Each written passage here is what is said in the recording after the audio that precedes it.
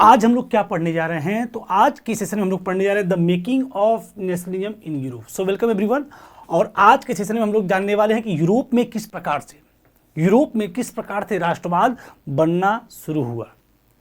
Topic में हम लोग आगे बढ़ते हुए जानेंगे कि क्या रोल उसमें एरिस्टोक्रेसी और न्यू मिडिल क्लास का रहा, साथ ही साथ लिबरल नेशनलिज्म की आइडियोलॉजी क्या है, लिबरलिज्म, न्यू कंजर्वेटिज्म आफ्टर 1815 जो कि हमारा अगला एस्पेक्ट होगा, और रेवोल्यूशनरीज इस टॉपिक का सबसे आखिरी एस्पेक्ट होगा। यानी कि इस पूरी हेडिंग में हम 4 एस्पेक्ट के थ्रू जानेंगे कैसे यूरोप में राष्ट्रवाद बना। सो आई होप अब तक इस सीक्वेंस को आप खूब अच्छे से पकड़ रहे होंगे और सभी एस्पेक्ट को अच्छे से समझ भी रहे होंगे। आप यहाँ तक कि नेपोलियन बोनापार्ट ने जो सिविल कोड लाया था, जिसको हम लोग नेपोलियनिक कोड बोलते थे, साथ ही साथ the French revolution and the idea of nation था, इसके बारे में हम लोग देख लिया। नेपोलियनिक कोड के बारे में देखा। अब हम लोग देखेंगे कि अब फ्रांस में राष्ट्रवाद जैसी आइडियोलॉजी इमर्ज हो चुकी है। अब वो आइडियोलॉजी पूरे यूरोप में कैसे स्प्रेड आउट होगी, और वो हम जानते हैं कि उस फ्रांस में जो घटना घटी 14 जुलाई 1789 की, उसका इम्पैक्ट पूरे यूरोप पर कैसे पड़ा। यानी कि जो फ्रेंच रेवोल्यूशन हुआ वो अपहीवल था पहला, जिसके थ्रू राष्ट्रवाद की आइडियोलॉजी इमर्ज होती है। अब वो आइडियोलॉजी पूरी यूरोप में कैसे अपना जो है प्लेस बनाएगी, उसको हम लोग जानने वाले हैं। यानी कि हमारी जो अगली हेडिंग है वो the making of nationalism in Europe है। अब इसमें सबसे पहले आप ये समझिए कि आप यूरोप में राष्ट्रवाद को क्यों पढ़ रहे हैं, नेशनलिज्म को क्यों पढ़ रहे हैं। नेशनलिज्म का मतलब ये होता है राष्ट्र के प्रति जो समर्पण, डेडिकेशन, नेशन स्टेट का कॉन्सेप्ट। ऐसी बातें हम लोग इसलिए पढ़ रहे हैं क्योंकि पूरे यूरोप की हम बात करेंगे तो यूरोप में डिफरेंट टाइप के जो लोग थे, डिफरेंट लैंग्वेज को क्या करते थे, बोलते थे। उनके अलग अलग एथनिक ग्रुप थे और उनके बीच में कुछ भी कॉमननेस नहीं था, सेंस ऑफ कलेक्टिव बिलोंगिंग नहीं थी। तो ऐसी टेरिटरीज में, ऐसे कॉन्टिनेंट में राष्ट्रवाद को इमर्ज करना, राष्ट्रवाद को पैदा करना, नेशनलिज्म को पैदा करना एक बहुत चैलेंजिंग टास्क बन जाता है। जैसे कि आप देख सकते हैं यहाँ पे जर्मन लैंग्वेज बोलने वाले लोग हैं, Magyar language, Italian, Poles, Slovenes, Croats, Roumans, Bohemians, Slovaks, ऐसे तमाम डिफरेंट टाइप्स को बोलने वाले लोग एग्जिस्ट करते हैं। फॉर एग्जाम्पल के लिए जो पहला जो आपकी जो हेडिंग स्टार्ट होती है the making of nationalism in Europe की, तो सबसे पहले आपको एक अंपायर के बारे में पढ़ाता है, हैब्सबर्ग अंपायर के बारे में। अब इसको एक ऐसे एग्जाम्पल के थ्रू आप ऐसे समझिए कि डिफ्रेंशिएशन, जो डाइवर्सिटीज है, जो इतनी विविधता है पूरे यूरोप में, उसको आप एक ऐसे एग्जाम्पल के थ्रू समझिए कि इस विविधता में कैसे राष्ट्रवाद पैदा होगा।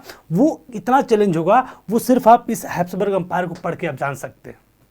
जैसे कि जब बात हैब्सबर्ग अंपायर की होती है तो in the mid 18th century Europe had many kingdoms, duchies and empires, there were no nation state as we know them today. जैसा कि हम आज उनको जानते हैं, तमाम देशों को जैसे हम आज जानते हैं, जैसे इंडिया की ही बात कर लें तो जैसा इंडिया आज है, आज के आज़ादी के पहले इंडिया वैसा नहीं था। तमाम प्रिंसली स्टेट्स में, तमाम रजवाड़े में, तमाम रियासतों में डिवाइडेड था। उसी तरीके से यूरोप भी अलग अलग डचीज में, कैंटोन्स में, किंगडम्स में, एम्पायर्स में डिवाइडेड था। और वहाँ पर भी किसी प्रकार का नेशन स्टेट जैसी आइडियोलॉजी, राष्ट्र जैसी चीज़ें, फिक्स्ड टेरिटरी जैसे कॉन्सेप्ट एग्जिस्ट नहीं किया करते थे। जैसा कि आज हम जानते हैं कि जर्मनी, इटली, स्विट्जरलैंड जो आज हम बोलते हैं, पहले वो एग्जिस्ट नहीं करते थे। जो जर्मनी है, जो इटली है, जो स्विट्जरलैंड है, वो अलग अलग किंगडम्स में, डचीज में, कैंटोन्स में डिवाइडेड थे। अब ये डचीज क्या है, कैंटोन्स क्या है और किंगडम क्या है, तीनों का मतलब एक है, राज्य में, टेरिटरीज में बटेड थे। जैसे कि जर्मनी में किंगडम्स बोलते हैं, आपके इटली में डचीज बोलते हैं, और स्विट्जरलैंड में कैंटोन्स बोलते हैं, मतलब राज्यों को ही राज्य, स्टेट। जैसे आप इंडिया में क्या बोलते हैं, स्टेट्स बोलते हैं। स्विट्जरलैंड में क्या बोलते हैं, तो स्विट्जरलैंड में कैंटोन्स बोलते हैं। इटली में क्या बोलते हैं, तो डचीज बोलते हैं स्टेट्स को। तो जो जर्मनी, इटली, स्विट्जरलैंड, इनको अगर आप आज जिस तरीके से देखते हो, पहले ये किंगडम्स, डचीज और कैंटोन्स में डिवाइडेड थे, और इन सभी जो डिवाइडेड क्षेत्र थे, इनके अपने अपने ऑटोनोमस रूलर थे जो अपने अपने टेरिटरी पे राज करते थे। राजा थे, एम्पायर एग्जिस्ट किया करते थे। कोई जर्मनी नहीं था, स्विट्जरलैंड नहीं था, आपके इटली नहीं थे। इटली अलग अलग जो है, अभी आप जब इटली यूनिफिकेशन पढ़ोगे तो आप पढ़ोगे इटली 7 स्टेट्स में डिवाइडेड था और सबके अपने अपने अलग अलग जो कंट्रोलर थे। उसी तरह स्विट्जरलैंड था, उसी तरह जर्मनी था। सो ईस्टर्न एंड सेंट्रल यूरोप की बात करें तो वो under autocratic monarchies with in the territories of the which ever lived diverse people. भाई आपके ईस्टर्न और सेंट्रल यूरोप की बात करें, पूर्वी और मध्य यूरोप की बात करें, तो वहां के जो ऑटोक्रेटिक मोनार्कीज थे उस पे जो ऑटोक्रेटिक मोनार्कीज का शासन था, और उस मोनार्कीज में डाइवर्स पीपल, डाइवर्स जो लोग एग्जिस्ट किया करते थे। अब पीपल जो है did not see themselves as a sharing of collective identities or a common culture. Often they spoke different language and belonging to different ethnic groups. भाई किसी राज्य में डिफरेंट टाइप्स के आपके लोग रहते हैं, अलग अलग एथनिक कंपोजिशन वाले लोग रहते हैं, तो उनकी अब आप ही सोचिए, आप ही का छोटा सा क्षेत्र है 10 किलोमीटर का एरिया। अब इस 10 किलोमीटर के एरिया पे यहाँ पे अलग लैंग्वेज बोली जाती है, यहाँ का अलग लैंग्वेज है, और यहाँ का अलग लैंग्वेज है, और यहाँ का अलग लैंग्वेज है और कल्चर है। तो आपको क्या लगता है कि क्या ये सभी आपस में इस टेरिटरी के लोग इंटरकनेक्टेड, या फिर सेंस ऑफ कलेक्टिव बिलोंगिंग की तरह सेंस ऑफ कलेक्टिव बिलोंगिंग इनके अंदर होगी? क्या सेंस ऑफ कलेक्टिव आइडेंटिटीज इनके बीच में होगी? तो बिल्कुल जायज़ सी बात है, नहीं होगी, क्योंकि डिफरेंट टाइप्स आपके जो लोग हैं उनकी अलग अलग एथनिक ग्रुप्स हैं, अलग अलग एथनिक लैंग्वेज, एथनिक डाइवर्सिटीज़ है, उनकी अलग अलग भाषाएं वो बोलते हैं, जिसकी वजह से उनके बीच में कोई भी कॉमननेस नहीं रहेगा। जब कॉमननेस नहीं रहेगा तो अपने आप में वो कनेक्टेड महसूस नहीं करेंगे, जुड़े हुए महसूस नहीं करेंगे। तो वही लिखा है कि पीपल जो है एक दूसरे के साथ किसी प्रकार की कलेक्टिव आइडेंटिटीज़ को शेयर करते हुए नहीं देखते थे, और वो अलग अलग लैंग्वेज को बोलते थे, अलग अलग एथनिक ग्रुप के हुआ करते थे। जैसे कि हैब्सबर्ग एम्पायर की बात करें, जो कि रूल्ड ओवर ऑस्ट्रिया हंगरी, मतलब जिस पे ऑस्ट्रिया हंगरी एम्पायर उस पर क्या करता था, रूल करता था हैब्सबर्ग एम्पायर पे। वो हैब्सबर्ग एम्पायर जो है patchwork of many different regions and peoples, इसमें बहुत सारा पैचवर्क देखने को मिलता था। समझ लीजिए इतना सारा क्षेत्र उसमें जो हैब्सबर्ग एम्पायर, जिस पे ऑस्ट्रिया हंगरी एम्पायर जो रूल करता था, वो डिफरेंट जो है कंट्रीज, डिफरेंट नेशन से मिलकर बना हुआ था। जैसे कि इसमें अल्पाइन रीजन इंक्लूड था, जैसे कि Tyrol, Austria, Sudetenland as well as Bohemia, where the aristocracy was predominantly German speaking, जहाँ के जो एरिस्टोक्रेसी थे वो जर्मन स्पीकिंग यानी जर्मन भाषा को बोलने वाले लोग थे। यानी कि आप जो हैब्सबर्ग एम्पायर को देख रहे हो, इसमें अल्पाइन रीजन भी शामिल था, साथ ही साथ इसमें इटालियन स्पीकिंग प्रोविंसेस भी शामिल थे। अल्पाइन रीजन भी था, इटालियन स्पीकिंग जो क्षेत्र है वो भी प्रोविंसेस है वो भी, जैसे लैम्बार्डी और वेनेटिया, वो भी शामिल थे इसमें। हंगरी और साथ ही साथ इसमें हंगरी भी था, जिसकी हाफ ऑफ द पॉपुलेशन जो है मैग्यार लैंग्वेज को बोलती थी। अब हंगरी जो है, यहाँ पे जो आधी जो पॉपुलेशन थी हंगरी की, वो मैग्यार कभी कभी पूछता है कि मैग्यार क्या है, तो एक लैंग्वेज है, हंगरी के जो लोग लैंग्वेज बोलते हैं, यानी हंगरी की जो आधी पॉपुलेशन है वो मैग्यार लैंग्वेज को बोलती है। देखिए जितनी चीज़ों को हम लोग पढ़ रहे हैं, ये सिर्फ एक चीज़ को बता रहे हैं, सेंट्रल आइडिया इसका ये है कि कितनी डिफ्रेंशिएशन है, कितनी डाइवर्सिटीज़ है, कहाँ पर, यूरोप कॉन्टिनेंट में। कब? 18th सेंचुरी में। कब? 18th सेंचुरी में, मिड 18th सेंचुरी में। उसके पहले भी थे, लेकिन हम लोग यहाँ का पढ़ रहे हैं। तो जो मैग्यार है वो हंगरी के लोग जो है उस भाषा का यूज़ करते हैं। हंगरी के लगभग आधे से अधिक लोग, 50% ऑफ द पॉपुलेशन जो है मैग्यार लैंग्वेज को बोलती है, और बाकी बची आधी जो आबादी है वो अलग अलग डिफरेंट वैरायटी ऑफ डायलेक्ट्स को क्या करती है, बोलती है। ठीक है, गैलिशिया की बात करें तो एरिस्टोक्रेसी, गैलिशिया की जो एरिस्टोक्रेसी हैं वो कौन सी लैंग्वेज को बोलते हैं, पोलिश लैंग्वेज को। कौन सी लैंग्वेज को बोलते हैं, पोलिश लैंग्वेज को बोलते हैं। बिसाइड इन तीनों के अलावा हंगरी हो गया, आपके जो अल्पाइन रीजन हो गया, गैलिशिया हो गया, इन सब के अलावा 3 जो डोमिनेंट ग्रुप थे, कुछ किसान भी इस क्षेत्रों में रहते थे, पीजेंट भी इसकी अंपायर के बाउंड्री में रहते थे। A mass of subject peasant people, Bohemians and Slovaks to the north, यानी नॉर्थ में जो है बोहेमियन और स्लोवाक रहते थे। Slovenes in Carniola, Croats to the south, south में जो है क्रोवेट्स। ये सब आपको याद नहीं करना है, सिर्फ आपको पढ़ के निकल जाना है, समझ लेना है कि हाँ डाइवर्सिटी कितनी लेवल की है। सी Roumans to the east in the Transylvania, such differences did not easily promote a sense of political unity. तो अब ये पॉइंट जो बोला ये आपको समझना है, इस पॉइंट को आपको याद रखना है कि सोचिए इतने डिफरेंसेस हैं एक अंपायर में। हैब्सबर्ग अंपायर की बात करें तो इतनी ज़्यादा डाइवर्सिटी, इसमें अल्पाइन रीजन भी है, इटालियन प्रोविंसेस भी है, आपके जो है हंगरी वाला क्षेत्र भी है, आपका लैम्बार्ड इटालियन स्पीकिंग पॉपुलेशन भी इसी में आती है, और सबके अलग अलग लैंग्वेज हैं, अलग अलग एथनिक ग्रुप्स हैं। तो ये आपस में इंटरकनेक्टेड क्या महसूस करेंगे, तो बिल्कुल भी नहीं करेंगे। क्योंकि हम जानते हैं कि आप जो है ये क्वेश्चन जो पैदा हुआ है कि डिफरेंसेस है, इन डिफरेंसेस के अंदर प्रमोट करना सेंस ऑफ कलेक्टिव आइडेंटिटी वो इतना आसान नहीं है। इतनी ज़्यादा डाइवर्सिटीज़ है और इस डाइवर्सिटीज़ में यूनिटी को प्रमोट करना, लोगों को एक साथ करना और नेशन स्टेट जैसी भावनाओं को पैदा करना ये कोई इजी टास्क नहीं है। तो वही लिख रहा है। और बात करें लोगों की कॉमननेस की, चाहे यहाँ के लोग हों, चाहे यहाँ के लोग हों, चाहे यहाँ के लोग हों, यहाँ के हों, यहाँ के हों, या फिर जहाँ के भी हों, वो सभी लोगों के बीच में अगर कोई कॉमननेस थी तो वो सिर्फ एक कॉमननेस थी, एक समानता थी, वो थी सम्राट के प्रति अपनी आस्था। ये सभी लोग सम्राट के प्रति क्या थे? निष्ठावान थे। यही एक कॉमननेस था, इसके अलावा कुछ भी कॉमननेस लोगों के बीच में नहीं था। वही लिखा है कि the only tie binding this diverse groups, in diverse group को बांधने वाला कोई एक चीज था, तो वो था कि common allegiance to the emperor, यानी एम्परर के प्रति जो एलिगेंस है लोगों का, बस वही समान था। बाकी कुछ भी लोगों के बीच में सिमिलरिटीज, समानता एग्जिस्ट नहीं किया करती थी। ठीक है, अब यहाँ पे जैसे कि पीपल ऑफ द एम्पायर, इसी एम्पायर में जो लोग हैं कितनी लैंग्वेज को बोलते हैं वो हमने देख लिया। अब मन में हम ये समझ चुके हैं कि कितने डिफरेंसेस यूरोप में एग्जिस्ट किया करती थी और इस यूरोप में नेशन स्टेट इतने आसानी से बनाना बहुत ही इजी टास्क नहीं था, क्योंकि जो पॉलिटिकल यूनिटी बनाना इतना आसान नहीं है, क्योंकि इतनी ज़्यादा डाइवर्सिटीज़ यूरोप में एग्जिस्ट किया करती थी। क्योंकि हम जानते हैं कि डिफरेंट लैंग्वेज, डिफरेंट डायलेक्ट्स को बोलने वाले लोग थे, साथ ही साथ डाइवर्स एथनिक ग्रुप थे, डाइवर्स पीपल थे। कोई भी उनके नो शेयर्ड कलेक्टिव आइडेंटिटी और कॉमन कल्चर, कोई भी उनका कॉमन कल्चर नहीं था, शेयर्ड आइडेंटिटीज नहीं थी, कलेक्टिव बिलोंगिंगनेस नहीं था।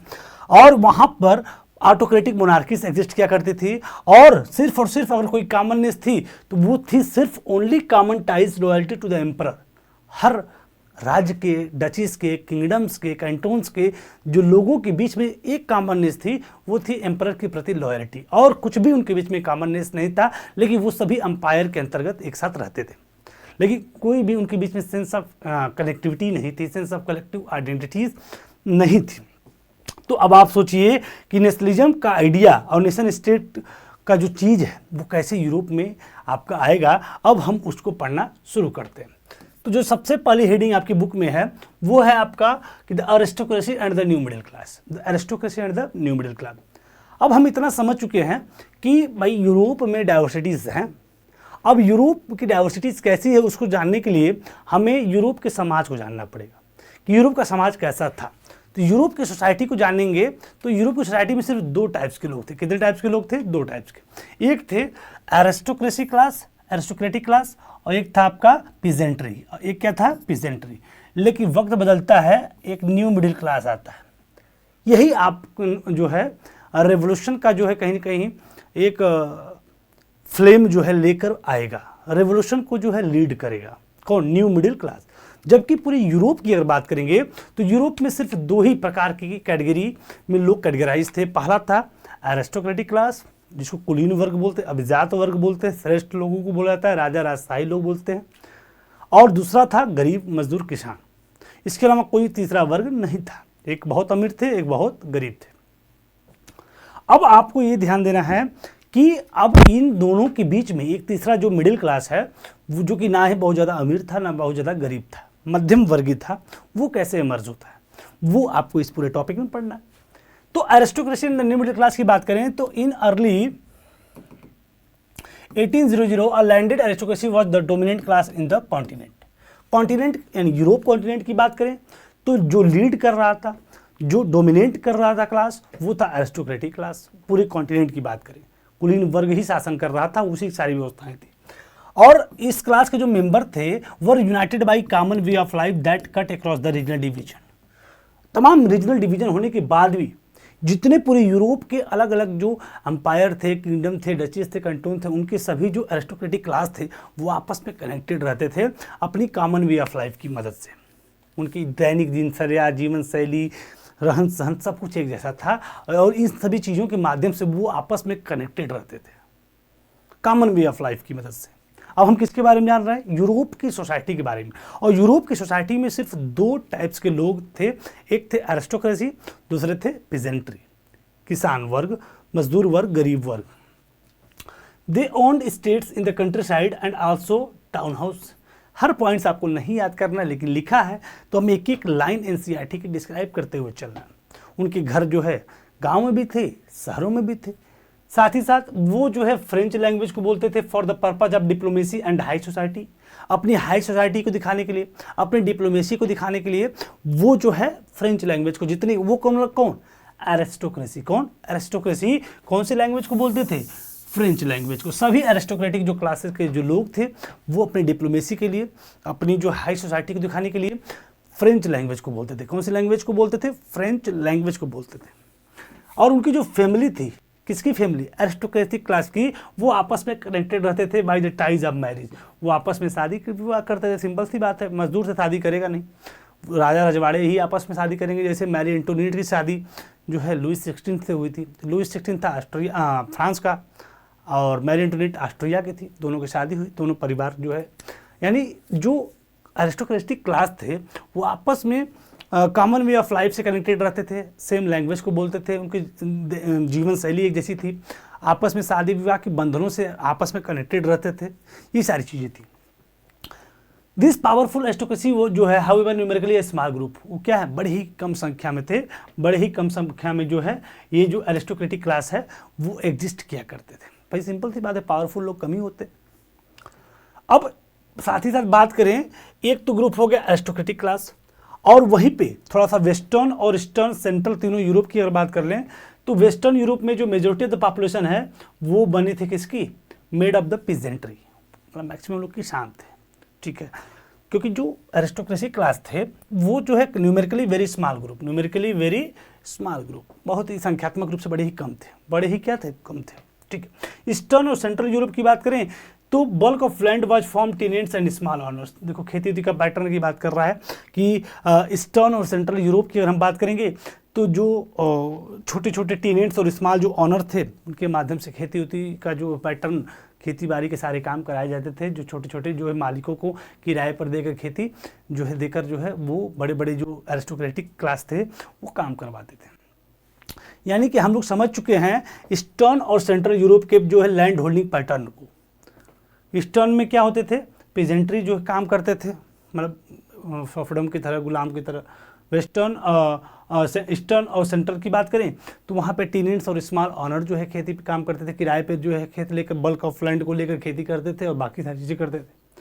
अब वक्त बदलता है और वक्त बदलने के साथ जो एक वर्ग था खेती करने वाला, एक वर्ग था खेती कराने वाला, वक्त बदलता है और एक नया वर्ग पैदा होने वाला है जिसका नाम होता है मिडिल क्लास। क्या नाम होता है? Middle class. वो कैसे आता है? तो rise of industrialisation and the new middle class. वक्त बदलता है और हम जानते हैं कि 1790s तक आते आते 1790s आते आते इंडस्ट्रियलाइजेशन यूरोप में हो चुका था, औद्योगिकीकरण हो गया था, मशीनें लगना शुरू हो गई थी और तमाम फैक्ट्रीज जो है स्टेब्लिश होना शुरू हो गई, जिसमें काम करेगा तो कौन करेगा? राजा तो करेगा नहीं, एरिस्टोक्रेसी करेगा नहीं, क्योंकि एरिस्टोक्रेसी जो है ऑलरेडी संपन्न है, स्प्लेंडरस है, तो उसको काम करने की फैक्ट्री में जरूरत है नहीं। तो काम कौन करेगा? पीजेंट करेगा, वर्कर करेगा, गरीब वर्ग करेगा। और काम करने के लिए फैक्ट्रीज में स्किल चाहिए। क्या चाहिए? स्किल चाहिए। तो स्किल किसके अंदर होगी? जो एजुकेटेड होगा। तो जो एजुकेटेड लोग हैं वो आपके इंडस्ट्रियलाइजेशन में उनका रोल बढ़ता चला जाता है, काम करना शुरू कर देते हैं।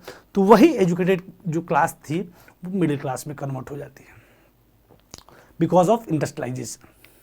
तो western parts of central Europe, western part और सेंट्रल यूरोप की बात करें तो growth of industrial production and trade led to major social and economic changes. जो इंडस्ट्रियल प्रोडक्शन और जो ट्रेड होता है इसकी वजह से सोशल और इकोनॉमिक चेंजेस शुरू हो जाते हैं। देख सकते हैं आप, इंडस्ट्रियलाइजेशन की वजह से पूरी यूरोप की स्थिति अब बदलना शुरू हो जाती है और इंडस्ट्री और ट्रेड के ग्रोथ की वजह से एक न्यू सोशल ग्रुप, एक नया सोसाइटी में ग्रुप जो है पैदा होना शुरू हो जाता है, इमर्ज होना शुरू हो जाता है। और यही वर्क जो वर्क करने वाली जो पॉपुलेशन है, जो वर्किंग क्लास पॉपुलेशन है, यही आपकी कहलाती है मिडिल क्लास। क्या कहलाती है? Middle class. इस मिडिल क्लास का जो काम था based on production for the market, यानी जो मार्केट है इसके लिए प्रोडक्शन का काम करना ही इसका प्रमुख कार्य था। इनका जो सिस्टम पूरा आधारित था वो था production for the market, production for the market. और जिसकी वजह से led to growth of towns and commercial activities. अब इंडस्ट्रियलाइजेशन होगा तो बस्तियाँ बनेगी, शहर बनना शुरू होंगे, टाउन्स बनना शुरू हो गए, टाउन्स बनना शुरू हुए, कमर्शियल एक्टिविटीज़ होने शुरू हो गई। इंडस्ट्रियलाइजेशन जो began in England in second half of the 18th century, क्योंकि हम जानते हैं इंडस्ट्रियलाइजेशन जो है second half of the 18th century यानी 1750 के बाद से इंग्लैंड में शुरू होता है, और इसके होने की वजह से कमर्शियल एक्टिविटीज़ बढ़ जाती है, टाउन्स बढ़ना शुरू हो जाते हैं। जब टाउन्स बढ़ना शुरू हो जाते हैं तो एक ऐसा वर्किंग क्लास पॉपुलेशन इमर्ज होती है जिसका काम ही क्या होता है, production for the market, production for the market. So middle class जो थे formed industrialist, businessman and professional, यानी कि ये सभी लोग जो है मिडिल क्लास के अंतर्गत आना शुरू हो गए। अब ये जो मिडिल क्लास आई तो कुछ काम करना शुरू किए, तो कुछ पैसा आना शुरू हुआ, कुछ पैसा आना शुरू हुआ तो ये जो है कहीं ना कहीं इनके अंदर कंसियसनेस जो है पैदा होना शुरू हो जाती है, और ये अब आवाज़ उठाना शुरू कर देंगे। मतलब कि एक new ideology to challenge old order. जो ओल्ड आर्डर है, जो एरिस्टोक्रेसी है, जो मोनार्की है, इन सभी पर क्वेश्चन करना शुरू कर देते हैं। कौन? ये मिडिल क्लास, ये जो नई ideology. This groups were smaller in Europe in the number till late 19th century, but they were educated, liberal and among the middle class.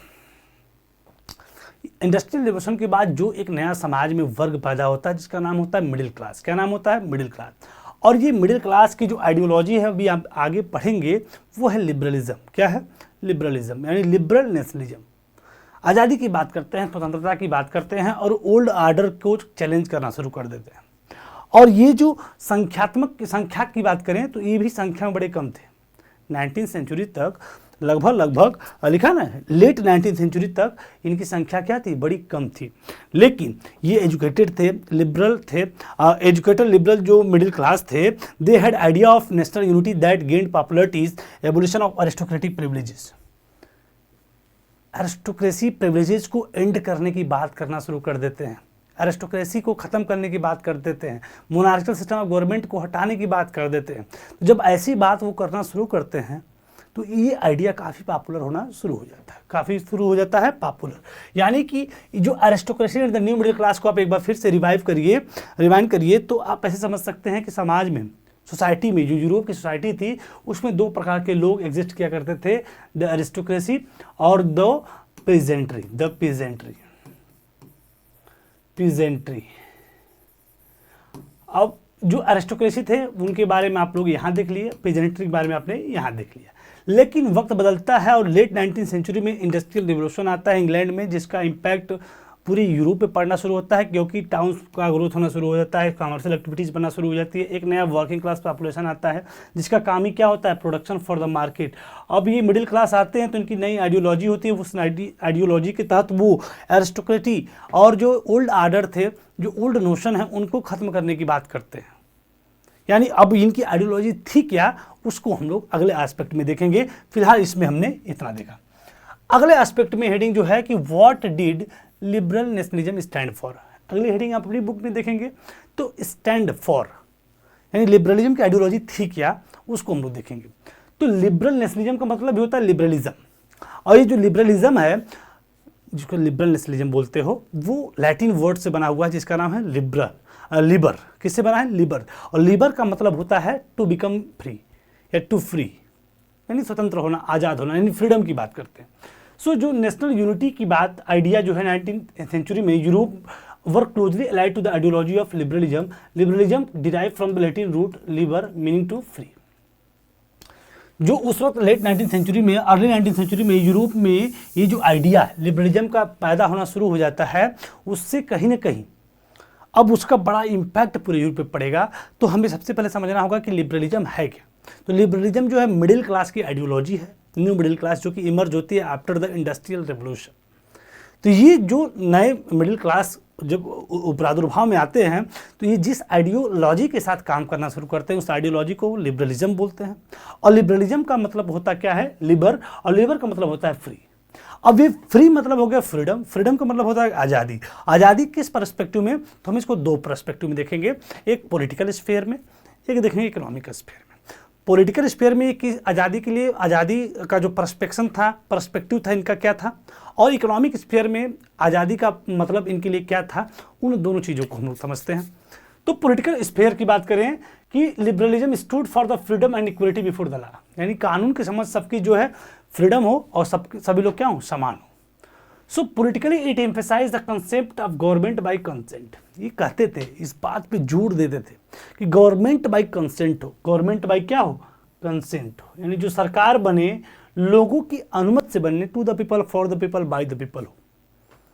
ऐसा ना हो कि राजा का बेटा राजा हो, चाहे उसकी कोई मेरिट हो या फिर न हो, गवर्नमेंट बाय कंसेंट बने। पॉलिटिकल स्फीयर में ये सोच रहे हैं।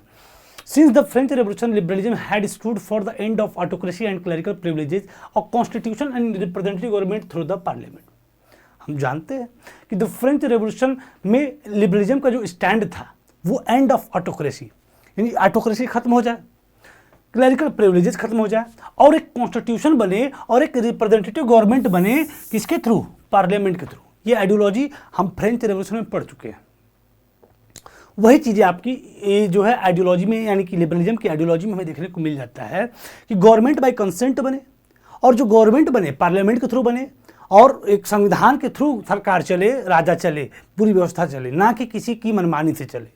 यानी कि एंड जो लिबरलिज्म था वो किस चीज़ के, उसके जो आइडियोलॉजी थी उसमें सबसे प्रमुख बात थी end of autocracy, end of clerical privileges, और एक कॉन्स्टिट्यूशन और एक रिप्रेजेंटेटिव गवर्नमेंट बने, चले किसके थ्रू, पार्लियामेंट के थ्रू। ये चीज़ें इसके अंतर्गत आती हैं। अब इसमें भी थोड़ी सी चीज़ें हैं, वोट को लेकर सफरेज की बात करते हैं, तो जो ये इक्वलिटी की बात करते हैं, इक्वलिटी बिफोर लॉ की बात करते हैं, उसका मतलब ये नहीं है कि सबको वोट देने का ये भी अधिकार बात करते हैं। जैसे फ्रेंच रेवोल्यूशन में मैंने पढ़ा था कि मोनार्की को हटा दिया गया था, और मोनार्की को हटने के बाद जो गवर्नमेंट बनती है, जो डेमोक्रेटिक गवर्नमेंट बनती है, वो वोट देने का अधिकार महिलाओं को नहीं देती है, ओनली एक्टिव सिटीजन्स को ही देती है, पैसिव सिटीजन्स को नहीं देती है। जो प्रॉपर्टी में है उन्हीं को राइट टू वोट मिलता है, महिलाओं को नहीं मिलता है। बाद में जैकोबिन क्लब्स आते हैं। जैकोबिन क्लब्स जो होता है सभी पुरुषों को, चाहे वो प्रॉपर्टी मैन हो चाहे नॉन प्रॉपर्टी हो, उनको सबको वोट देने का अधिकार देता है। सफरेज जिसको बोलते हैं, यूनिवर्सल सफरेज जिसको बोलते हैं। बाद में नेपोलियन आता है, फिर से उस चीज़ को लिमिट कर देता है, फिर से उनको बाहर कर देता है, महिलाओं को बाहर कर देता है। महिलाओं को बता देता है कि पिता और पत्नी, मतलब जो भी है, पिता और बेटी के फॉर्म में ही ये सारी चीज़ें हैं। तो उसको हम अभी आगे पढ़ेंगे। तो ये चीज़ें वोट देने की जब बात करते हैं, ये इक्वलिटी बिफोर द लॉ की बात करते हैं, फ्रीडम की बात करते हैं, तो इस इक्वलिटी में भी थोड़ा सा ड्रॉबैक ये है कि yet before the law did not stand for universal suffrage. Equality की बात तो ये भी करते हैं लिबरल लोग, यानी मिडिल क्लास वाले लोग, लेकिन यूनिवर्सल सफरेज की बात नहीं करते हैं। जैसे कि in revolutionary France the right to vote got elected was granted exclusively property owning man, यानी जो प्रॉपर्टी ऑन करने वाले जो मेन थे बस उनको ही वोट देने का अधिकार मिला था। मेन विदाउट प्रॉपर्टी और जितनी भी महिलाएं थी were excluded from political rights. वो सभी, चाहे महिलाएं हो चाहे वो व्यक्ति जिसके पास संपत्ति न हो, वो सभी एक्सक्लूड थे, वो बाहर थे, किसी प्रकार के पॉलिटिकल राइट्स थे, यानी वोट देने के अधिकार से। Only for brief period under the Jacobin club did all adult males enjoy suffrage. कुछ थोड़े समय के लिए जैकोबिन क्लब्स ने जो कि ग्रांट किया था, ये चीज़ हमने पढ़ा था। However the Napoleonic code went back to limit suffrage. Napoleon आया तो फिर से लिमिटेड सफरेज कर देता है और रिड्यूस कर देता है women to the status of minor subject to the authority of father and husband, यानी कि फादर और हस्बैंड की अथॉरिटी से उसको क्या कर देता है, सबऑर्डिनेट कर देता है। Throughout the 19th and 20th century, women's and non-properties men organized opposition movement demanding equal political rights, जिसकी वजह से 19th और 20th सेंचुरी में तमाम जो नॉन प्रॉपर्टीज मेन थे, जो महिलाएं थी, वो ऑर्गेनाइजेशन बनाना शुरू कर देते हैं और वोट की बात डिमांड करना शुरू कर देते हैं, इक्वल पॉलिटिकल राइट की बात करना शुरू कर देते हैं। सो इकोनॉमिक स्फीयर, ये तो हो गया पॉलिटिकल स्फीयर में। ये क्या हो गया यहाँ से यहाँ तक, पॉलिटिकल स्फीयर में। इकोनॉमिक स्फीयर की बात करें तो लिबरलिज्म का क्या आइडियोलॉजी था, उनकी थिंकिंग क्या थी। इकोनॉमिक स्फीयर की बात करते हैं तो लिबरलिज्म जो stood for freedom of market, ये मार्केट को मार्केट की फ्रीडम की बात करता था, यानी मार्केट क्या हो, स्वतंत्र हो, मार्केट क्या हो, स्वतंत्र हो, मार्केट आज़ाद हो सभी तरीकों से। और abolition of state impose restriction on the movement of goods and capital, यानी गुड्स और कैपिटल के मूवमेंट पे जो भी स्टेट रिस्ट्रिक्शन लगाता है वो पूरी तरीके से हट जाए। ये इकोनॉमिक स्फीयर में इनकी सोच थी, किसकी, लिबरल आइडियोलॉजी वाली मिडिल क्लास की, यानी न्यू मिडिल क्लास की आइडियोलॉजी पॉलिटिकल स्फीयर में थी, गवर्नमेंट बाय कंसेंट बने, और इकोनॉमिक स्फीयर में क्या देते थे, फ्रीडम ऑफ मार्केट हो, फ्रीडम ऑफ मार्केट हो, साथ ही साथ जो गुड्स और कैपिटल पे कि मूवमेंट पर, आवाजाही पर जो स्टेट ने इम्पोज कर रखा है रिस्ट्रिक्शन को, या स्टेट जो रिस्ट्रिक्शन बनाती है उन सभी चीज़ों से मार्केट क्या हो, फ्री हो, यानी फ्रीडम ऑफ मार्केट की बात करते हैं, ट्रेड की बात करते हैं। तो इकोनॉमिक लिबरलिज्म और राइज ऑफ इकोनॉमिक नेशनलिज्म कैसे पैदा होता है इस आइडियोलॉजी की वजह से, वो उस टॉपिक तक हम लोग जो है अब तक पहुंच चुके हैं। 1800 की बात करें तो economic nationalism strengthen the wider nationalist sentiment growing at this time. ठीक है, नेशनलिस्ट सेंटिमेंट बनना शुरू होता है, लेकिन इकोनॉमिक, क्या बोल सकते हैं, इकोनॉमिक, पॉलिटिकल नहीं, economic. So custom barriers and weight and measures, countless small principalities made up the confederation of 39 states. Each state had its own currency and its weight and measures. A merchant traveling in 1830s from Hamburg to Nuremberg had to cross through 11 custom duties barrier and pay a custom duties of 5% of each. इन तीनों चीज़ों के बारे में थोड़ा सा आप समझिए। Custom unions क्या होते हैं, सीमा शुल्क जिसको हम लोग बोलते हैं, उसको आप उस वक्त समझिए। देखिए ये लोग इतना इकोनॉमिक लिबरलिज्म की बात कर रहे हैं, इकोनॉमिक फ्रीडम की बात कर रहे हैं, फ्रीडम ऑफ मार्केट की बात कर रहे हैं कि मार्केट क्या हो, स्वतंत्र हो, मार्केट क्या हो, स्वतंत्र हो, किसी प्रकार का स्टेट के द्वारा इम्पोजिशन न हो, रिस्ट्रिक्शन न हो।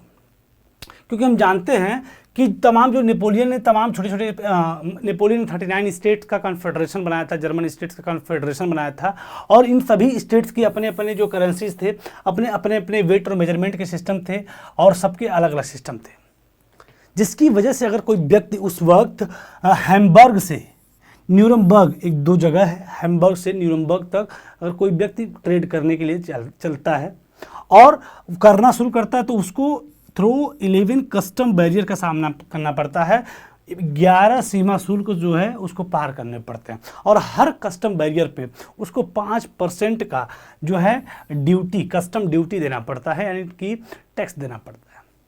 तो आदमी को, एक व्यापारी को ऐसा करते समय उसको तमाम जो है दिक्कतें होती थी, प्रॉफिट भी उनको कम होता था, क्योंकि इतनी ज़्यादा डाइवर्सिटीज़ थी, इकोनॉमिक फ्रीडम नहीं थी। एक स्थान दूसरे स्थान पे जाने पे लोगों को अलग अलग different weight and measurement system से संबंधित समस्याओं का सामना करना पड़ता था, और अलग अलग कस्टम बैरियर्स को माध्यम से कस्टम ड्यूटीज़ को पे करना पड़ता था, जिससे उनको तमाम दिक्कतें होती थी। जैसे एग्जांपल दे दिया है कि हैम्बर्ग से न्यूरमबर्ग जाने के लिए एक व्यक्ति जो कि 1833 में है, एक व्यापारी जो है, अगर ट्रैवल करता था हैम्बर्ग से लेके न्यूरमबर्ग तक, तो उसको 11 कस्टम बैरियर को फेस करना पड़ता था, और हर कस्टम बैरियर पे 5% की कस्टम ड्यूटी उसको देनी पड़ती थी।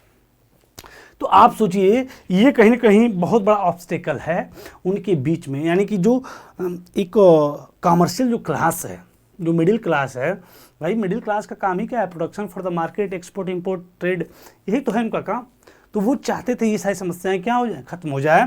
तो यही उनको दिख रहा था सबसे बड़ा obstacle to economic exchange and growth, क्योंकि हम जानते हैं duties were levied based on the weight or measurement of goods.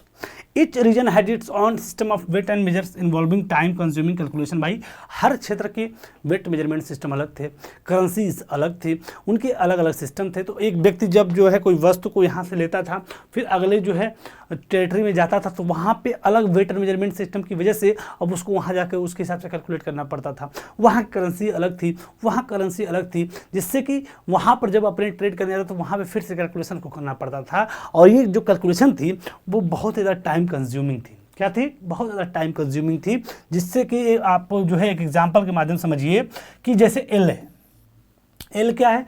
कपड़े को नापने की एक जो है यूनिट है, जैसे मीटर सेंटीमीटर आज हम बोलते हैं, पर एल थी। तो एल का मतलब यह है डिफरेंट लेंथ, उनकी एल जो थी कपड़े को नापने की लंबाई है, डिफरेंट क्षेत्र में डिफरेंट एल हमें देखने को मिलते थे यूरोप में। जैसे कि फ्रैंकफर्ट में अगर कपड़े को आप नापते हैं तो एक एल में आपका 54.7 सेंटीमीटर आता था, मेंस में 55.1 सेंटीमीटर आता था, न्यूरमबर्ग में 65.6 सेंटीमीटर आता था, अब फ्रीबर्ग में 53.5 सेंटीमीटर। कपड़ा उतना ही है, लेकिन उसकी माप यूरोप के अलग अलग टेरिटरीज में, अलग अलग क्षेत्र में अलग अलग थी, क्योंकि सबके वेट एंड मेजरमेंट सिस्टम अलग थे, सबकी करेंसीज क्या थी? अलग थी।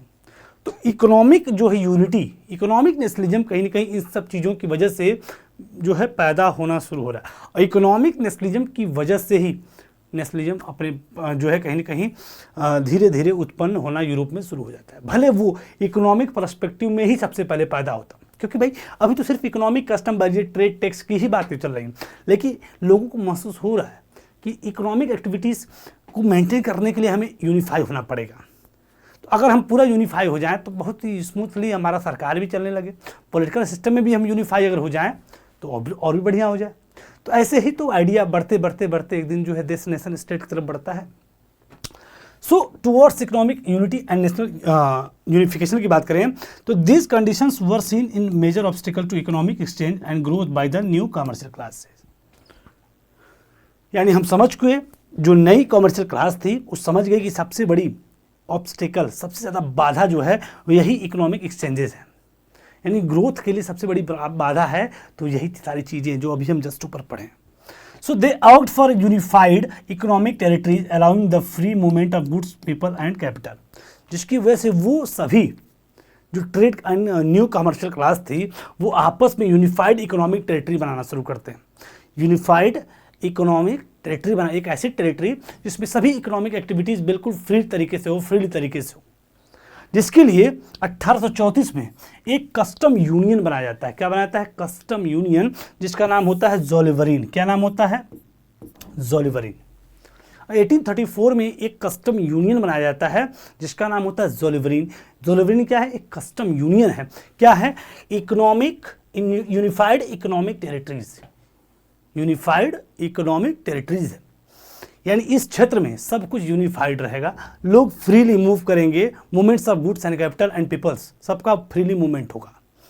तो ज़ोलिवरीन बनाया गया और ये ज़ोलिवरीन है, प्रशिया ने इसको इनिशिएट किया। प्रशिया के इनिशिएटिव पे एक जो है कस्टम यूनियन बनाया गया कि भाई इतने प्रकार के कस्टम का लोगों को फेस न करना पड़े, अलग अलग वेट एंड मेजरमेंट के सिस्टम को फेस न करना पड़े।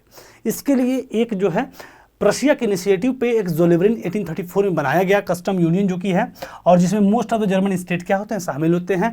और इस यूनियन में एबोलिश कर दिया गया सभी प्रकार के टैरिफ बैरियर को, सभी प्रकार के टैरिफ बैरियर को हटा दिया गया कि इसमें सभी इस जितने क्षेत्र इस कस्टम बैरियर में शामिल हुए हैं, मतलब जितने क्षेत्र इस यूनिफाइड इकोनॉमिक टेरिटरीज में यानी ज़ोलिवरीन में शामिल हैं, इनके बीच में सभी प्रकार के टैरिफ बैरियर्स को खत्म कर दिया गया।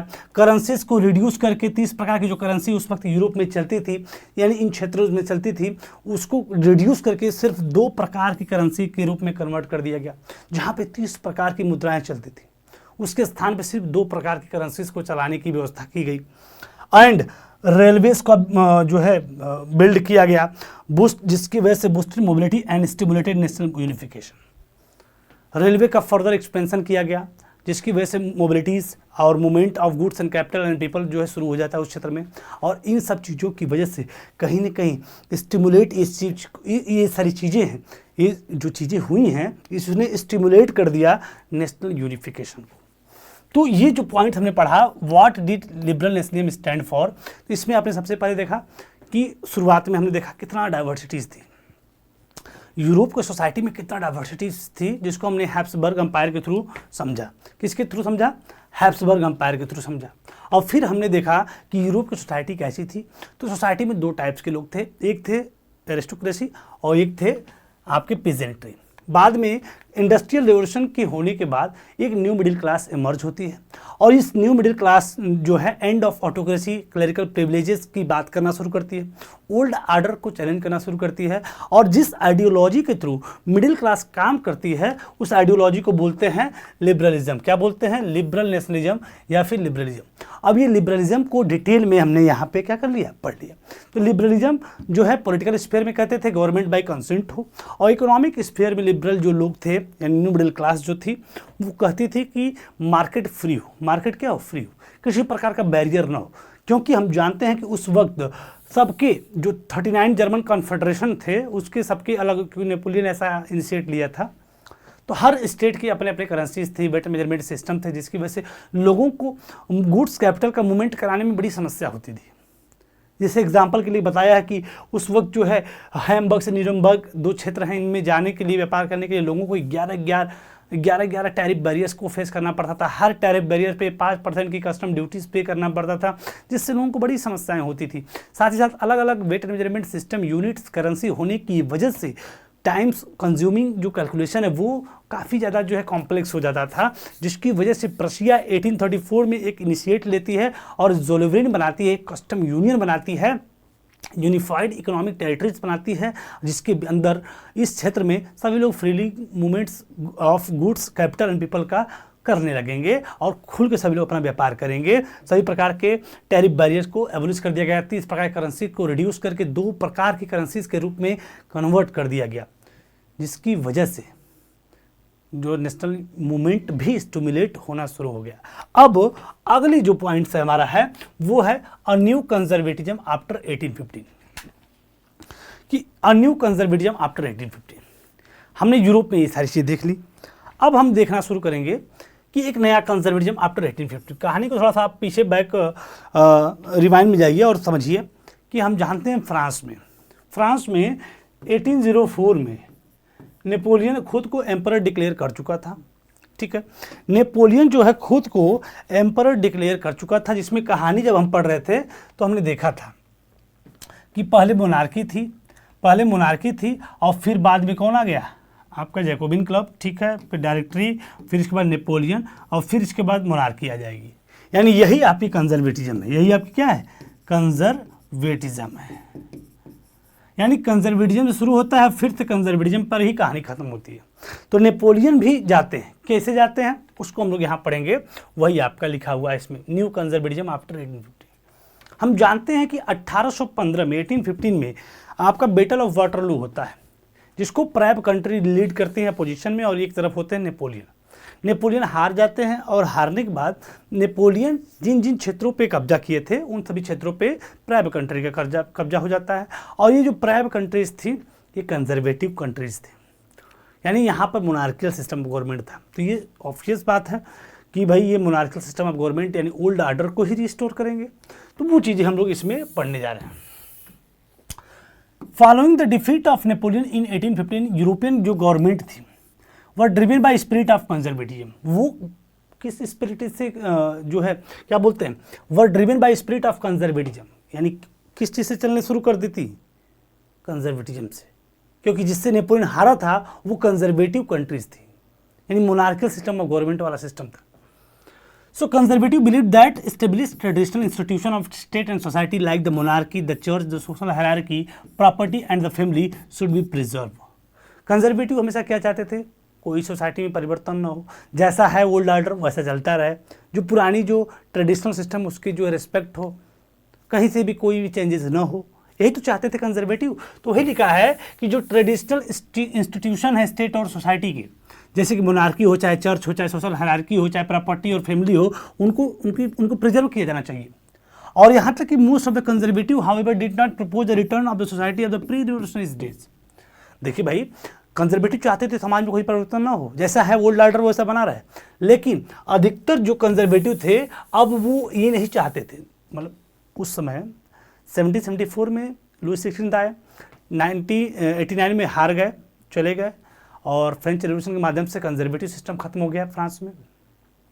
दोबारा फिर बैटल ऑफ वाटरलू होता है 1815 में, और फिर से कंजर्वेटिव आर्डर आ जाता है। लेकिन अब जो कंजर्वेटिव जो लोग हैं वो प्री रिवोल्यूशनरी डेज में खुद को वापस नहीं लाना चाहते थे। वो चेंजेस कहते थे जैसा है पहले वैसा कर दो, लेकिन जो अच्छे परिवर्तन हैं उनको भी एडॉप्ट करना चाहते थे। उनका कहने का सेंस ये। So rather they realized from the changes initiated by Napoleon that modernization could in fact strengthen traditional institutions like the monarchy. It could make state more and more effective and strong. वो कहते थे जो initiate Napoleon ने लिया हुआ है, जो initiate Napoleon ने ले लिया है, तो नेपोलियन ही उखाड़ के फेंका था मोनार्की को। जो इनिशिएट नेपोलियन ने जो चेंजेस कर दिए हैं मॉडर्नाइजेशन के लिए, वो कहीं ना कहीं अगर हम उसको एडोप्ट कर लेते हैं तो वो कहीं ना कहीं स्ट्रेंथन करेंगे हमारे ट्रेडिशनल इंस्टीट्यूशन को, यानी मोनार्की को और ज़्यादा मजबूत करेंगे। और it could take state power more effective and strong, ये कहीं ना कहीं स्टेट पावर को और स्ट्रॉन्ग करेंगे, मोर एफिशिएंट करेंगे, मोर इफेक्टिव बनाएंगे। तो भाई हम सब चीज़ को अंडो नहीं करेंगे, जो अच्छे चेंज हैं, जो मॉडर्नाइजेशन नेपोलियन ने किया है उसको तो हम लेके चलेंगे। प्री रिवोल्यूशनरी नहीं कि हम नेपोलियन ने जितना काम कर दिया सबको हटा देंगे, ऐसा नहीं। जैसे कि नेपोलियन ने मॉडर्न आर्मी बनाई, इफिशिएंट ब्यूरोक्रेसी बनाई, डायनेमिक इकोनॉमी बनाई, एबोलिशन ऑफ फ्यूडलिज्म यानी फ्यूडलिज्म को जो खत्म कर दिया, सर्फडम को खत्म कर दिया, वो कहीं ना कहीं स्ट्रेंथन करेंगे autocratic monarchies of Europe. Europe के जो ऑटोक्रेटिक मोनार्कीज हैं उसको कहीं ना, अच्छा ये बताइए, मॉडर्न आर्मी है तो क्या कोई राजा नहीं चाहेगा कि उसकी सेना के लिए उसकी सेना जो है ज़बरदस्त हो, आधुनिक आर्मी हो, आधुनिक सेना हो? तो बिल्कुल चाहेगा, क्योंकि इससे उसकी शक्ति और मजबूत होगी, उसकी राज्य की पावर और मजबूत होगी। तो चाहे वो मॉडर्न आर्मी हो, चाहे एफिशिएंट ब्यूरोक्रेसी हो, डायनेमिक इकोनॉमी हो, चाहे जो भी चीज़ें हों, जो चीज़ें उनको लगी कि इन सब चीज़ों की होने की वजह से कहीं ना कहीं हमारा ट्रेडिशनल इंस्टीट्यूशन ही मजबूत होगा, तो उन सब चीज़ों को लेके वो आगे बढ़ना चाहते हैं। कौन? कंजर्वेटिव। 1815 की बात करें तो रिप्रेजेंटेटिव ऑफ यूरोपियन पावर जैसे ब्रिटेन हो गया, रशिया हो गया, प्रशिया हो गया, ऑस्ट्रिया हो गया, यही आपके प्रैब कंट्री है, इन्हीं को हम बोलते हैं प्रैब कंट्री। प्रशिया, रशिया, ऑस्ट्रिया और ब्रिटेन, ये who had collectively defeated Napoleon meet at Vienna draw of the settlement of Europe, ये साथ में मिलके बैटल ऑफ वाटरलू में नेपोलियन को क्या कर देते हैं? डिफीट कर देते हैं, हरा देते हैं। और हराने के बाद यूरोप के सेटलमेंट के लिए वो वियना में, कहाँ पर? मीट एट वियना में बैठते हैं और बैठकर सेटलमेंट करना चाहते हैं यूरोप का। The Congress was hosted by Austrian chancellor Duke Metternich, Vienna जो कि ऑस्ट्रिया में जगह है, और ऑस्ट्रिया का उस वक्त चांसलर कौन था? Duke Metternich. कौन था? Duke Metternich. वो इस मीटिंग को होस्ट करता है। मीटिंग को क्या करता है? होस्ट करता है ड्यूक मेटरनिक। और यहाँ पे एक ट्रीटी साइन होती है, जो डेलीगेट्स थे, चाहे प्रशिया हो, रशिया हो, ऑस्ट्रिया हो, ब्रिटेन हो, वो एक जो है कहीं न कहीं जो बैठक उनकी होती है वियना में, जो कि ऑस्ट्रिया में जगह है, उसको होस्ट करता है ड्यूक मेटरनिक, जो कि ऑस्ट्रियन चांसलर था, और वे होस्ट करता है। और यहाँ पे एक ट्रीटी ऑफ वियना साइन की जाती है, यानी एक ट्रीटी साइन की जाती है इन कंट्रीज के बीच में। अब ट्रीटी ऑफ वियना से क्वेश्चन आपके काफ़ी इंपॉर्टेंट बनते हैं। पिछले अगर विगत वर्षों में आप उठाइए तो ट्रीटी ऑफ वियना पर भी क्वेश्चन बनते हैं। तो ट्रीटी ऑफ वियना अपने आप में काफ़ी इंपॉर्टेंट एस्पेक्ट है, इसको भी हम लोग डिटेल में पढ़ेंगे। तो 1815 में ट्रीटी ऑफ वियना होती है। ये कब होती है? बैटल ऑफ वाटरलू के बाद यूरोप के सेटलमेंट के लिए प्रैब कंट्री बैठती हैं। कहाँ पे? वियना में, जो कि जगह है कहाँ की? ऑस्ट्रिया की। ऑस्ट्रिया का चांसलर कौन था? Duke Metternich. वो इस मीटिंग को, ट्रीटी ऑफ वियना को होस्ट करता है। ये सारी चीज़ें। अब होता क्या है कि जो गोल था, जो वियना कांग्रेस की मीटिंग होती है, वो उस मीटिंग का जो प्रमुख उद्देश्य क्या था? वो ये था कि फिर से बर्मन डायनेस्टी को रिस्टोर कर देना, ओल्ड आर्डर को रिस्टोर कर देना, मोनार्की को रिस्टोर कर देना, जिस मोनार्की को नेपोलियन ने ओवरथ्रोन कर दिया था उसको फिर से रिस्टोर कर देना। फ्रांस की बाउंड्री पर नए नए जो है स्टेट्स को, देश को स्टेब्लिश कर देना, जिससे कि भविष्य में फिर फ्रांस कभी फर्दर एक्सपेंशन न कर पाए, फर्दर एक्सपेंशन फ्यूचर में न कर पाए। और to create a balance of power in Europe by giving territories to different states, balance of power को बनाने के लिए जो क्षेत्रों को नेपोलियन ने जीत लिया था, उन सभी क्षेत्रों को बांट दिया गया यूरोपियन पावर्स में, अलग अलग ये जो प्रैब कंट्री आपस में बांट लेते हैं। और साथ ही साथ to suppress revolutionary ideas and maintain a conservative order in Europe, कि किस प्रकार से हम रिवोल्यूशनरीज को सप्रेस करेंगे और ये जो कंजर्वेटिव आर्डर है उसको कैसे यूरोप में हम मेंटेन करेंगे। इन सब चीज़ों के लिए आपकी जो है वियना में मीटिंग होती है, और यही इस मीटिंग का क्या होता है? प्रमुख उद्देश्य होता है, जिसको आप ऐसे भी समझिए कि ट्रीटी ऑफ वियना से क्वेश्चन आपके फ्रेम होते हैं कि ट्रीटी ऑफ वियना में क्या प्रमुख जो है एस्पेक्ट है। 1815 में होता है, और इस ट्रीटी का जो प्रमुख जो ऑब्जेक्ट था वो undoing the most of changes that had come about in Europe during the Napoleonic war. Napoleonic war के बाद जो जो परिवर्तन हुए थे, उन सभी परिवर्तन को अंडो कर देना ही ट्रीटी ऑफ वियना का प्रमुख उद्देश्य था। अब इसके लिए सबसे पहले क्या किया गया कि a series of state were set up on the boundary of France to prevent French expansion in the future. तमाम स्टेट्स के जो सीरीज है फ्रांस की बाउंड्री पे सेटअप कर दिए गए, जिससे कि फ्रांस कभी फ्यूचर में फिर कभी फर्दर एक्सपेंशन न कर पाए। और जैसे कि the kingdom of Netherlands which included Belgium was set up in the north and Genoa was added to Piedmont in the south.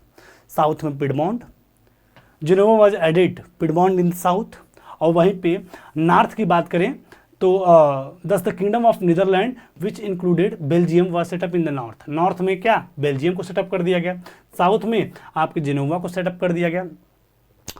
Prussia was given the important new territories in the western frontier. Prussia को जो है तमाम western frontier पे नए नए territories दे दिए गए। Austria को जो है नदर्न इटली का कंट्रोल दे दिया गया। German confederation of 39 state that had been set up by Napoleon was left untouched. जबकि जो नेपोलियन ने 39 स्टेट्स का जर्मन कन्फेडरेशन बनाया था, इसमें कोई छेड़छाड़ नहीं की गई, इसमें कोई परिवर्तन नहीं किया गया। देखिए एक एक लाइन को हम लोग पढ़ रहे हैं, तो हो सकता है थोड़ी सी चीज़ें आपको दिक्कत आए, लेकिन अगर आप लाइन से पढ़ते जाएं, समझते जाएं, तो कोई भी कहीं से भी दिक्कत आपको नहीं आनी चाहिए। तो 39 स्टेट्स का जो जर्मन कन्फेडरेशन था, जो नेपोलियन ने बनाया था, उसमें कोई परिवर्तन नहीं किया गया। परिवर्तन कहाँ कहाँ किए गए, ये सारी चीज़ें हैं, ये चीज़ें हैं। ईस्ट की बात करें तो रसिया को जो है पोलैंड का पार्ट दे दिया गया, जबकि प्रशिया को जो है सैक्सोनी का कुछ पार्ट जो है दे दिया गया। यानी कि हम समझ गए कि जो मेन इंटेंशन था टू रिस्टोर द मोनार्कीज, कि फिर से मोनार्की को रिस्टोर कर दें, एंड जो कि जिस मोनार्की को overthrown bye Napoleon and create a new conservative order in Europe, और फिर से एक नया कंजर्वेटिव ऑर्डर यूरोप में इस्टेब्लिश कर दिया जाए। यानी ट्रीटी ऑफ वियना को आई होप आप समझ पा गए होंगे। ट्रीटी ऑफ वियना को आपने अच्छे से समझ लिया होगा। ये हमारी अगली हेडिंग थी कि 1815 में जो नया कंजर्वेटिज्म आया, उस कंजर्वेटिज्म ने क्या किया, फिर से उन सभी परिवर्तन को अंडो कर दिया जो परिवर्तन नेपोलियनिक वार में हो गए थे, और फ्रांस फिर से फर्दर एक्सपेंशन न कर पाए, इसके लिए तमाम कदम उठाए गए। ट्रीटी ऑफ वियना को क्या किया गया, साइन किया गया, किसके द्वारा, प्राइब कंट्री के द्वारा, प्रशिया, रसिया, ऑस्ट्रिया और ब्रिटेन के द्वारा। यानी कि जो कंजर्वेटिव आर्डर यूरोप में दोबारा आ गया है, क्योंकि फ्रांस पे फिर से जो है कब्जा हो चुका है, बर्मन डायनेस्टी रिस्टोर हो चुकी है। तो कंजर्वेटिव जो रिजीम था 1815 में जो इस्टेब्लिश हुआ, वो ऑटोक्रेटिक हो गया। वो किसी प्रकार का क्रिटिसिज्म, किसी प्रकार का डिसेंट बर्दाश्त नहीं करता। ये तमाम प्रकार की curb activities that is question the legitimacy of autocratic government, किसी प्रकार की गवर्नमेंट यानी ऑटोक्रेटिक गवर्नमेंट यानी कंजर्वेटिव आइडियोलॉजी के खिलाफ किसी प्रकार की आलोचना को नहीं बर्दाश्त करता था। Most impose censorship on the newspaper, books, place, song and the other writing.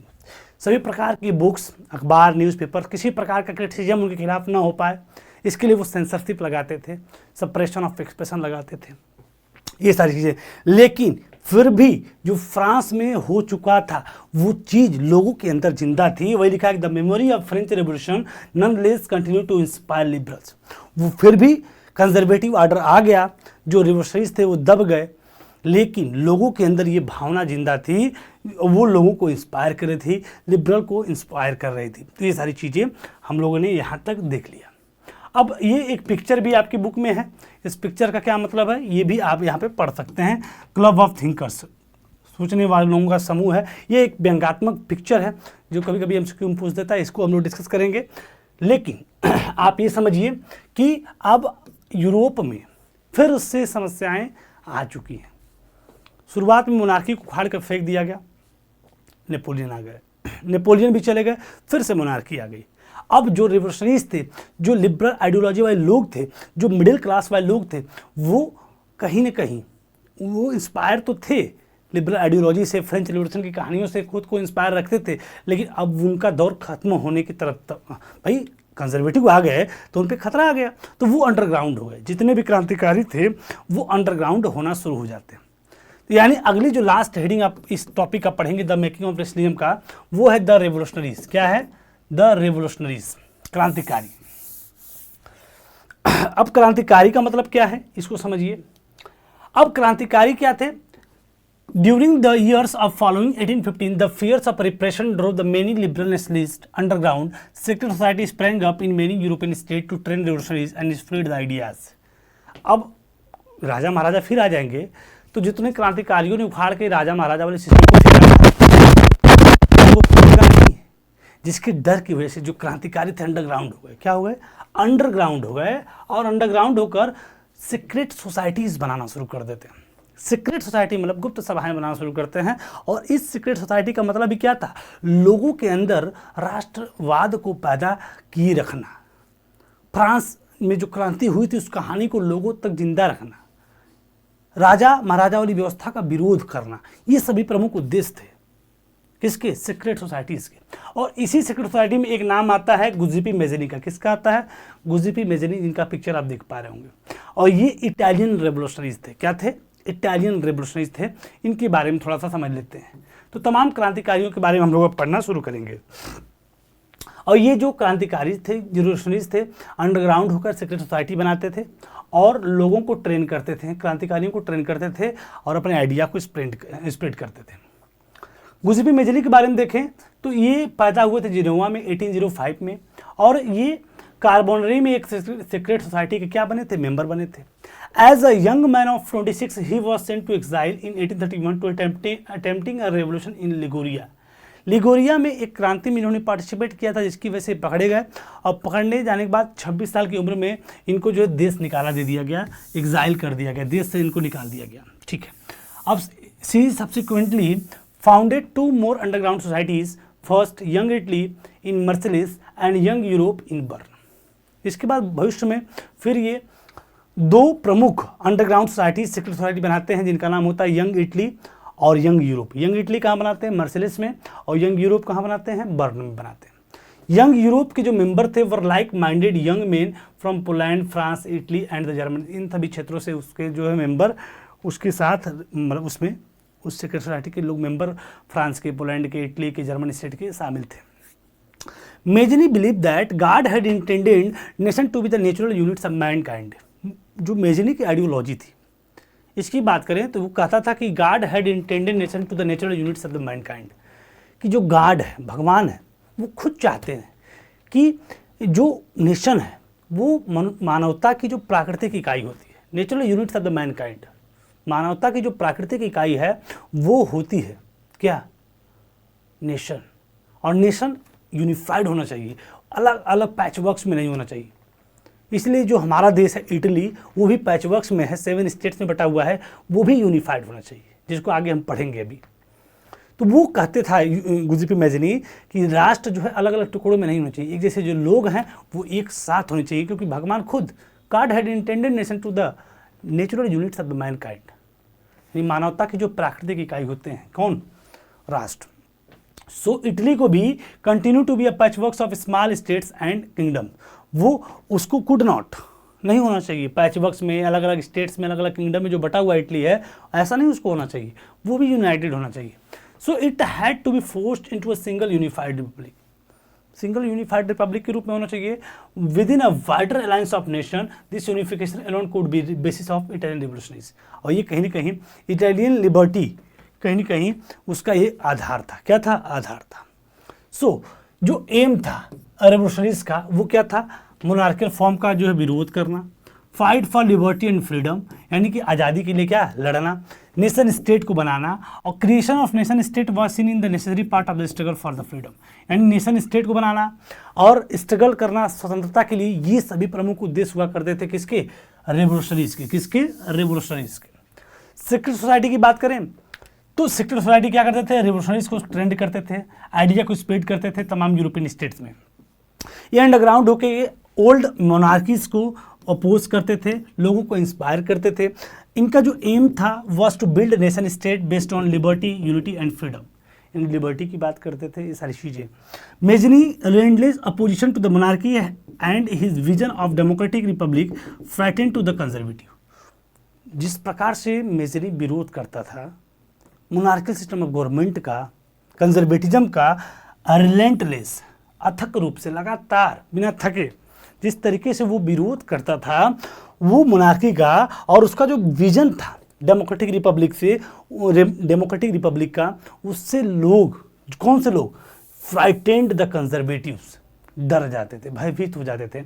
यानी जो मेजनी का जो जिस तरीके से अथक रूप से लगातार विरोध करता था, वो कंजर्वेटिज्म का, राजा महाराजा रजवाड़ों का विरोध करता था, एंड ऑफ ऑटोक्रेसी की बात करता था, इससे कंजर्वेटिव भयभीत रहते थे, डरते थे, जिसकी वजह से जो ऑस्ट्रिया का जो चांसलर था मैटरनी, वो कहता था it is the most dangerous enemy of our social order. यानी मेजनी का ऑस्ट्रियन चांसलर ड्यूक मैटरनी कहता था कि the most dangerous enemy of our social order, ये हमारे सोशल ऑर्डर का सबसे डेंजरस आदमी है, इसको नहीं होना चाहिए। तो ये कहते थे ड्यूक मैटरनी।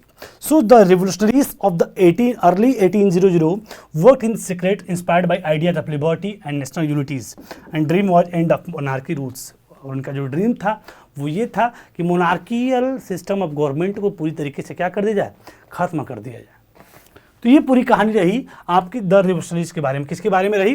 रेवोल्यूशनरीज के बारे में, यानी द मेकिंग ऑफ नेशनलिज्म। ये हम लोग जो टॉपिक पढ़ रहे हैं, the making of nationalism in Europe, इसमें हमने 4 एस्पेक्ट पढ़ा। कितने एस्पेक्ट पढ़े? 4 एस्पेक्ट। और कौन कौन सा? पहला हमने पढ़ा aristocracy and the new middle class, और उनकी आइडियोलॉजी जो लिबरल नेशनलिज्म थी, उनका स्टैंड क्या था। न्यू कंजर्वेटिज्म आफ्टर 1815 को के बारे में हमने देखा, जिसमें ट्रीटी ऑफ वियना के बारे में हमने पढ़ा। और लास्ट पॉइंट द रेवोल्यूशनरीज के बारे में पढ़ा, जिसमें गुजिपी मेजनी के बारे में पूरी कहानी को पढ़ा। और ये सभी जो एस्पेक्ट हैं, ये जो चारों हेडिंग्स हैं, इन हेडिंग के थ्रू एक जो बेसिक आइडिया है किसका? The making of nationalism in Europe का, the making of nationalism in Europe का, वो हमारे दिमाग में सेट हो गया कि यूरोप में राष्ट्रवाद को कैसे बनाया गया और किन किन स्टेप के थ्रू यूरोप में राष्ट्रवाद बनता है। यानी कहानी हम पढ़े, मोनार्की से गया जैकोबिन क्लब, फिर डायरेक्टरी, फिर नेपोलियन, फिर से मोनार्की, और इसके बाद उस मोनार्की को फिर से उखाड़ने के लिए आगे कार्यक्रम क्या होगा वो हम जानेंगे। कहानी कुछ इस तरीके से है कि आपकी फ्रांस की क्रांति लोगों को करती इंस्पायर, और फ्रांस में जो रिवॉल्यूशन होता है वो पूरे यूरोप में फैलता है, और फैलने के बाद ओल्ड ऑर्डर और न्यू ऑर्डर के बीच में कॉन्फ्लिक्ट होता है, रेवोल्यूशन होता है, और जिसकी वजह से आपका राष्ट्रवाद बनना शुरू होता है। और राष्ट्रवाद कैसे बनता है वो हमने इन सभी एस्पेक्ट में देख लिया। अब राष्ट्रवाद जब लोगों के अंदर आना शुरू होगा तो लोग क्रांति करना फिर से शुरू करेंगे। तो इसलिए अगली हेडिंग जो हम पढ़ेंगे तो वो अगली हेडिंग हमारी होगी द एज ऑफ रेवोल्यूशन। क्या होगी? The age of revolution, the age of revolution. अगली हेडिंग को हम इसमें पढ़ेंगे, एक ऐसा समय जिसमें क्या होगा? रेवोल्यूशन होगा। क्या होगा? रेवोल्यूशन होगा। सो आज के सेशन में फिलहाल इतना ही। आई होप आपने सभी टॉपिक को अच्छे से समझा होगा, जाना होगा, तैयार भी किया होगा। इसी साथ सेशन को हम लोग साइन ऑफ करते हैं। Thank you everyone. और अगर आपको सभी एस्पेक्ट अच्छे समझ में आए हों तो इस सेशन को शेयर करिए, लाइक करिए और इस चैनल को सब्सक्राइब करिए। Thank you everyone. पढ़ते रहिए, मस्त रहिए। Thank you.